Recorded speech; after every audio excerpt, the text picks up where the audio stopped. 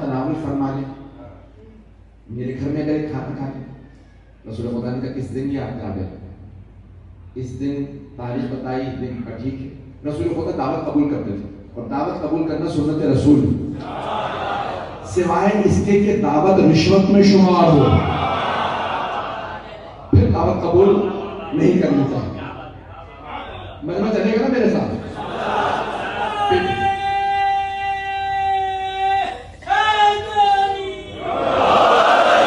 بہت صحیح چل رہا ہے. پہلے گھر میں مرتبہ جناب جابر نے دعوت دی. 3 بیٹے تھے جناب جابر کے, تینوں کم سن تھے. تو جناب جابر کے گھر میں ایک ہی بھیڑ تھا, انہوں نے ذبح کیا. زوجہ سے کہا بھئی یہ بھون دینا, رسول خدا تشریف لا رہے ہیں. وہ بھیڑ بھی چھوٹا تھا. بچوں نے دیکھا کہ باپ نے چھری لی, صحن میں ایک جانور ذبح کر دیا. تو ان کے جو بیٹے تھے چھوٹے تھے, بڑے بھائی نے چھوٹے بھائی سے کہا چھری میں نے لے لی ہے, آؤ تمہارے گلے پہ رکھ کے دیکھتا ہوں. چھت پہ لے گیا, بھائی کے گلے پہ چھری رکھی. جناب جابر کی زوجہ بچوں کو گھر کو صفائی کرنے کے لیے پیمپر تشریف لا رہے ہیں. تو چھوٹا بچہ بہت چھوٹا تھا, اسے اپنے ہاتھوں سے ایک ظرف کے اندر خود ہی نہلا رہی تھی, تیار کر رہی تھی. اچانک کانوں میں ایک بچے کے, اپنے ہی بچے کے رونے کی آواز آئی کہ بڑے بیٹے نے چھری رکھ دی. دوڑتی ہوئی بالا خانے پہ گئی, دیکھا کہ ایک بیٹے نے دوسرے کے گلے پہ چھری رکھ دی اور وہ ذبح کر دیا. اب وہ جیسے ہی بچانے کے لیے دوڑی تو بڑا بیٹا بھاگا. کا بیٹا بھاگنے کی ضرورت نہیں ہے, دیوار ہی نہیں ہے, وہ گر کے مر گیا. وہ جو پانی میں تھا وہ ڈوب کے مر گیا. ایک ہی دن میں تینوں بیٹے مر گئے. اب ماں تڑپ رہی ہیں, رو رہی ہیں. اتنے میں جناب جابر مسجد نبوی رسول خدا کو لینے گئے. کہا یا رسول اللہ آج آپ کی دعوت تھی ہمارے گھر میں. کہا ہاں. ایک صحابی غربت کا دور تھا, دوسرے صحابی نے کہا یا رسول اللہ میں بھی آ جاؤں کھانے پہ. جناب جابر نے کہا گھر میرا نہیں, جابر کا, ان سے پوچھو. کہا جابر یہ بھی آنا چاہتے ہیں. جناب جابر نے حیا کرتے ہوئے کہا آپ بھی آ جائیے. اب جانتے ہیں چھوٹا سا پیٹ ذبح کیا, کتنے لوگوں کو کھلاؤں گا. دوسرے صحابی نے کہا میں بھی آ جاؤں. تیسرے نے کہا میں بھی آ سکتا ہوں. چوتھا, سارے صحابہ تیار. جناب جابر گھبرانے لگے, کھانا تو کم ہے, اتنے لوگ کہہ کچھ نہیں رہے. کہا یا رسول اللہ سب کو لے آئیے. پیمبر بھی مسکرا رہے ہیں, جانتے ہیں گھر میں کیا ہے.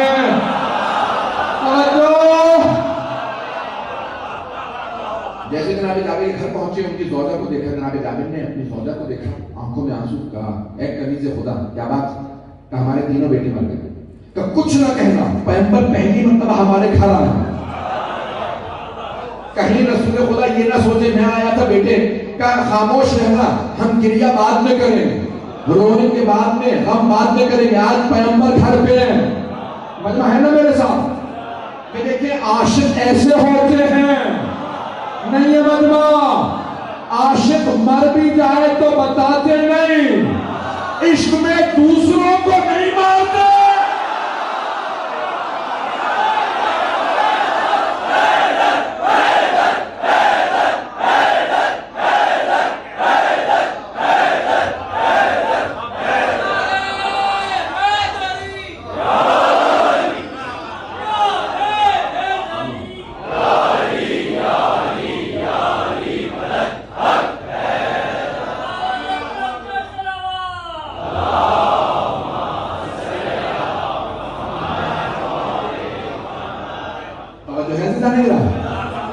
میں نے موضوع مہمانی کر کے سوچ رہا تھا کس طرح سے لے کے چلوں گا, میں موضوع پیش کرنا چاہتا تھا. اب ایک مرتبہ زوجہ نے سب بچوں کو چھپا دیا, رو رہی ہیں, نہ کچھ کھا پا رہی ہیں, لیکن پوری محبت کے ساتھ پہلی مرتبہ رسالت میں آپ تشریف لائے. انہوں نے کھانے کا اہتمام کیا. جناب جابر کھانا رسول خدا کے سامنے عام رکھا, خود کچھ نہیں کھایا, تڑپ رہے ہیں.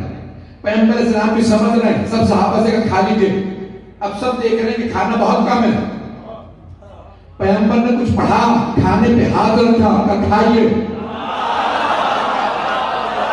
کئی دنوں کی بھوک تھی, سب صحابہ جتنی طاقت تھی اس سے زیادہ کھایا, پھر بھی کھانا بچ گیا. پیغمبر کا ہاتھ مس ہو گیا تھا, اب برکت تھی. سب نے کھانا کھایا. اب جناب سوارے کائنات نے سوال کیا, کہا جابر کیا بات ہے, آنکھیں نم ہیں. فرمایا فرمائی یہ بات کیا ہے؟ کہ رسول یا رسول اللہ کوئی بات نہیں. کہا جابر کیا آپ سمجھتے ہیں بات مجھ سے چھپی ہے؟ کون کہتا ہے رسول خدا علم غیب نہیں رکھتے؟ کہا جابر کیا آپ کے خیال میں مجھ سے بات چھپی ہے؟ کہا یا رسول اللہ آپ جانتے ہیں میرے تینوں بیٹوں کا کیا؟ اب یہ خاطرات جناب امیر المومنین میں مولا نے اپنے خاطرات میں لکھا کہ جب جناب جابر کے گھر گئے تو کیا ہوا، تو وہاں پہ فرماتے ہیں ایک مرتبہ جناب جابر نے کہا یا رسول اللہ میرے تینوں بیٹے انتقال کر گئے، ایسے ایسے واقعہ ہوا. کہا جابر تینوں کی لاشیں لے آئے. اب جناب جابر کی زوجہ تڑپ رہی ہیں. کہا کنیز خدا پیغمبر نے کہا لاشیں دے دو. ماں باپ نے لاشیں اٹھائے پیغمبر کے سامنے رکھے. پیغمبر خدا نے ہاتھ اٹھا کر پروردگارا جابر کی عقیدت کا واسطہ جابر کے بچوں کو زندہ کر دے. ایک مرتبہ تینوں بیٹے زندہ ہوئے، ان کی نسل سے شیعہ بنے.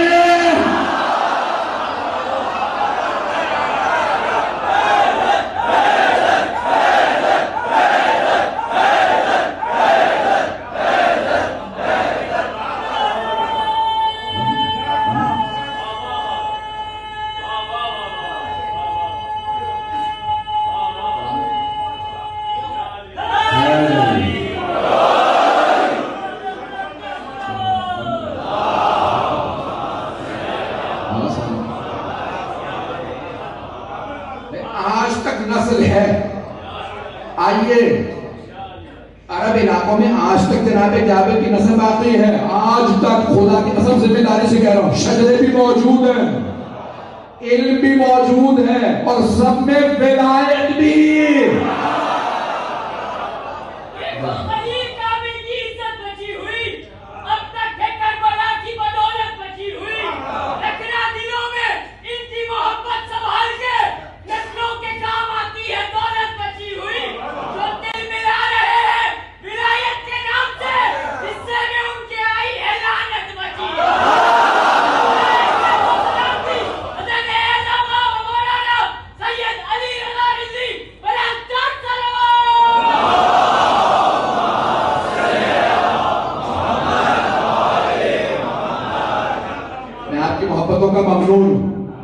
جس محبت سے آپ سن رہے ہیں تو مہمان جب جاتا ہے نا تو جناب سرور کائنات جناب امیر فرماتے ہیں کبھی یہ نہ کہنا میں نے مہمان کو کھانا کھلایا، وہ آتا ہے قسمت کا لاتا. جب آتا ہے نا تو تمہارے گھر میں کھانا ہوتا ہے، جب جاتا ہے ساری بلائیں نکال دیتا. مہمان بولا، اور اگر مہمان معصوم ہو، یہ بہت آپ اگر مہمان معصوم، آپ کہیں گے مہمان معصوم بلا کیسے سکتے ہیں؟ ہر آدمی اپنے گھر میں معصوم مہمان بلا سکتا. ہر آدمی، ذمہ داری سے کہہ رہا ہوں، ممبر سے کہہ رہا ہوں، ہر مومن اپنے گھر پہ معصوم مہمان بلا سکتا. دو شرائط ہیں، پہلے گھر کو پاک کیجئے، پھر مجلس سے آزاد رکھیے. معصوم گھر آئے ہیں، معصوم آپ کے گھر تشریف لائیں گے. اللہ کے رابی مجلس رکھی جائے تو معصومین تشریف لاتے ہیں. تو اب یہ مہمانی پیش کر رہا ہوں، مجھے عرش کے پذیرائی کو پیش کرنا. اللہ نے بلایا، کہا میرے حبیب ذرا عرش پہ تشریف لائیے. اور اس نے کہا منزہ ہے وہ ذات جس نے اپنے بندے کو، سبحان الذی اسری بعبدہ لیلا من المسجد الحرام الی المسجد الاقصی الذی بارکنا حولہ. تفصیل میں نہیں جا سکتا. منزہ ہے وہ ذات، بابرکت ہے وہ ذات، پاک ہے وہ ذات جس نے اپنے بندے کو اب تب توجہ کیجیے گا، اب کہا بندہ کہا. وہ افراد جو کہتے ہیں کہ خواب میں معراج ہوئی تھی، بندے کو خواب میں معراج نہیں ہوتی، نہیں پہنچا پا. اب کہتے ہیں جو کسی وجود میں ہو عبدیت کرے، بندگی کرے. آپ کہہ سکتے ہیں نبوت، رسالت عہدہ ہے، منصب ہے، کسی انسان کے پاس ہے. نبی کو معراج میں اگر اللہ بلاتا تو خواب میں ہو سکتی تھی. ملا صدر الدین شیرازی کہتے ہیں جب اللہ نے کہا نا بندے کو بلایا من اور الہ مسجد الحرام سے مسجد اقصی تک تو کبھی بھی بندے کو سے اور تک خواب میں نہیں ہوگی، جگہ سے جگہ تک نہیں ہے یا نہیں ہے؟ مجھے نہیں معلوم، سے اور تک کبھی بھی خواب میں نہیں ہوتا۔ میں بہت احترام سے بڑے ادب سے ایک روایت پیش کر کے آگے بڑھ جاؤں گا، اپنا عقیدہ پیش کر رہا ہوں۔ وہ کہتے ہیں نہیں، ہمیں ایک بیوی نے کہا، ایک ام المومنین نے کہا کہ بھئی میرے بستر پہ تھے، بستر گرم تھا، کنڈا ہل رہا تھا، وضو کا پانی بہ رہا تھا، پیغمبر گئے اور آ گئے، اس لیے گئے نہیں تھے، وہیں پہ تھے، معراج ہو چکی تھی۔ میں 10 بستہ گزارش کروں گا، جس صحابی نے روایت کھڑی ہے اگر وہ خود کہہ دیتا تو کوئی نہ مانتا، اس لیے اس نے کسی ام المومنین کا نام لے دیا۔ انہوں نے کہا تھا پیغمبر میرے حجرے میں تھے، معراج بستر گرم تھا، گئے نہیں، بس خواب کی معراج تھی۔ تو سنو، ان ام المومنین سے پیغمبر کی شادی مدینے میں ہوئی تھی، معراج مکے میں ہوئی تھی۔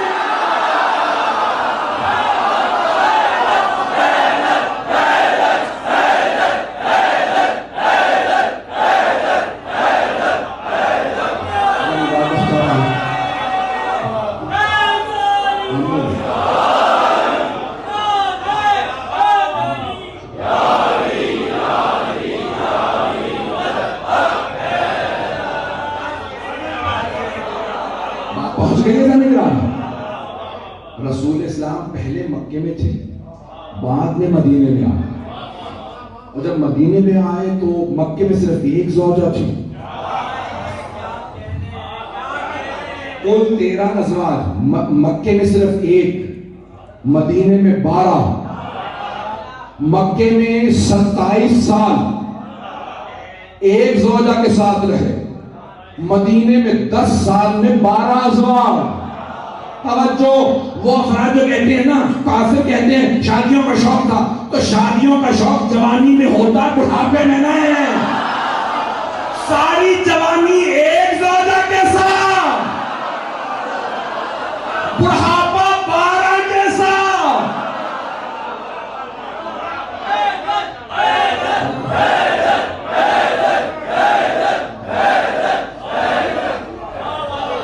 پہنچ رہی ہیں؟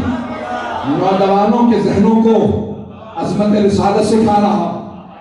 بھائی گرامی، بڑھاپے میں رسول خدا نے قبیلوں کو قریب کرنے کی 12 شادیاں کی۔ ایزان گرامی، اب وہاں مکے کی جو زوجہ جناب خدیجہ الکبریٰ سلام علیہ،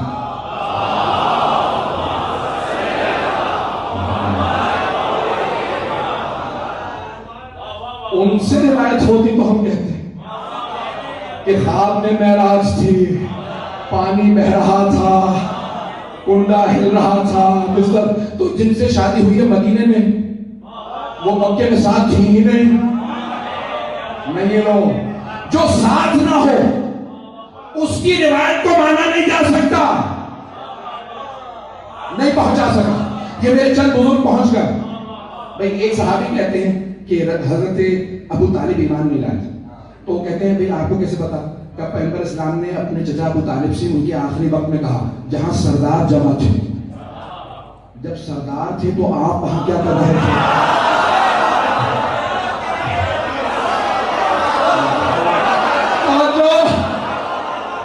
سارے قریش کے سردار جمع تھے، کیوں؟ کیونکہ حضرت ابو طالب سردار تھے، تو قریش کے سارے سردار جمع تھے جناب ابو طالب کے چاروں طرف۔ ایک مرتبہ پیغمبر اسلام گئے اور کان میں کہا چچا جان کلمہ پڑھ لیجئے، میں شفاعت کر دوں گا۔ صحیح بخاری میں موجود ہے، وہ صحابی کہتے ہیں پیغمبر اسلام نے کہا چچا جان کلمہ پڑھ لیجئے، میں شفاعت کر دوں گا، کان میں کہا۔ اور جو صحابی نقل کر رہے ہیں وہ ابھی مسلمان ہی نہیں ہوئے تھے، وہ ابھی یمن ہی میں تھے، پکے یہودی تھے۔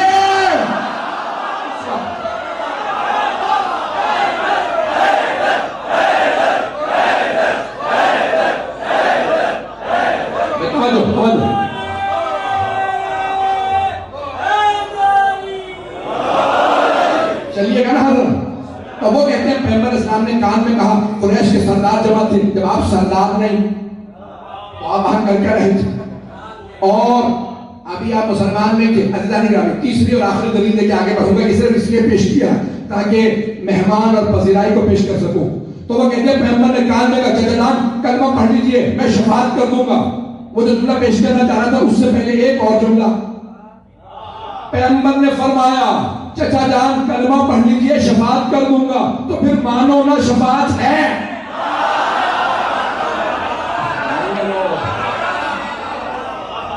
چچا جان کلمہ پڑھ لیجئے میں شفاعت کر دوں گا۔ تو رسول خدا نے کان میں کہا مجھے تعجب ہے مسلمانوں، سننے پہ آئے تو کان میں کہیں بات سن لے، اور نہ سننے پہ آئے تو غدیر میں چیخ چیخ کے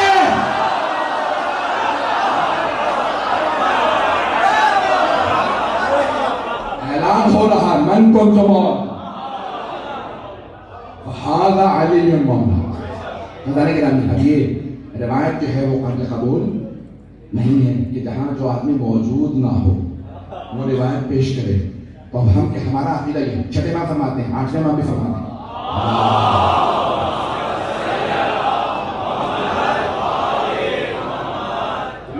وقت اس سے گزر رہا ہے، چلیے گا میرے ساتھ۔ تو آٹھویں ماہ فرماتے ہیں وہ ہمارا شیعہ نہیں ہے جو چار چیزوں پہ عقیدہ نہ رکھتا، چار چیزوں پہ جو عقیدہ نہ رکھتا۔ پہلی چیز جو رسول خدا کی معراج جسمانی کا منکر ہو۔ رسول خدا کو خواب آیا تھا، معراج پہ گئے نہیں تھے، امام فرماتے ہیں وہ کچھ تو ہو سکتا ہے ہمارا شیعہ نہیں، پتہ نہیں لوگ ہیں یا نہیں جو ہماری شفاعت کو نہ مانے۔ معصوم فرماتے شیعہ نہیں ہو سکتا۔ کہ تیسرے جو رجعت کو نہ مانے کہ ائمہ واپس آئیں گے، حکومت کریں گے، 12ویں کی حکومت ہوگی، پھر سارے امام آئیں گے، کہ جو نہیں مانتا وہ ہمارا شیعہ نہیں۔ جو سوال منکر و نکیر کا منکر ہو، قبر میں آئیں گے پوچھیں گے بتاؤ رب کون، نبی کون، امام کون، قیامت دور قبر سے ہی شروع۔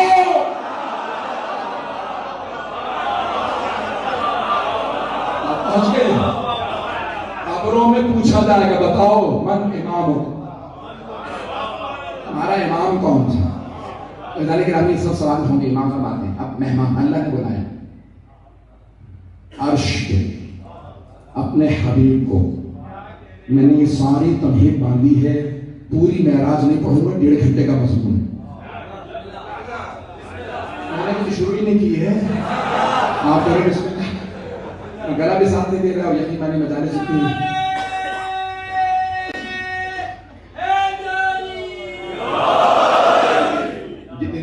قبول فرما لیجیے گا، میں محبتوں کا ممنون ہوا۔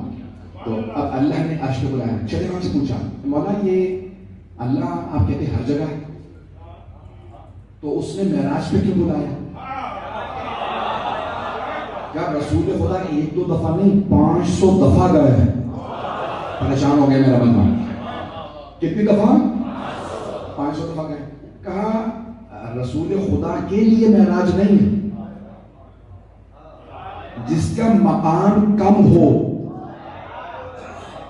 اسے معراج پہ عروج ملے، جس میں کوئی کمی ہی نہ ہو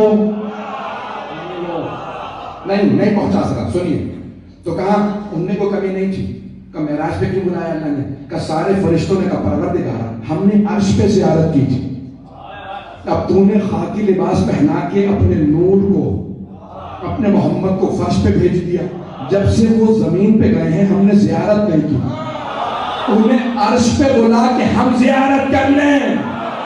جب فرشتوں نے اللہ سے چاہا تو اللہ نے کہا ٹھیک ہے معراج پہ بلاؤں گا، لیکن استقبال کے لیے کوئی ہونا چاہیے۔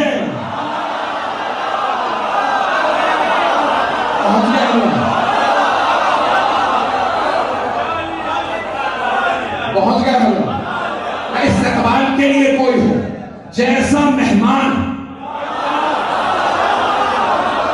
ویسی پذیرائی، ویسا میزبان،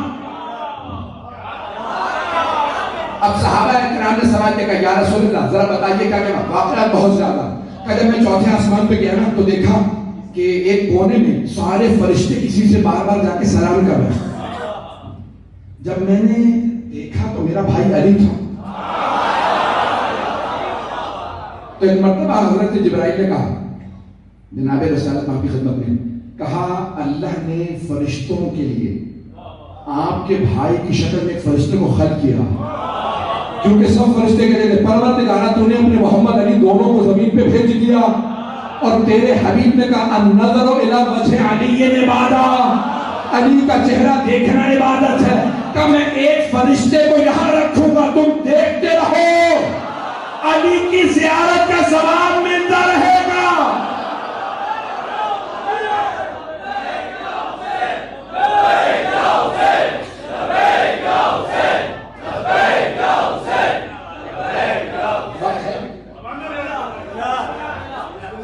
بہت بڑے استاد سے پیش کر آیا امامی کاشانی سے, وہ کہتے ہیں کہ ایک مقام آیا کہ سرور کائنات نے جناب جبرائیل نے کہا,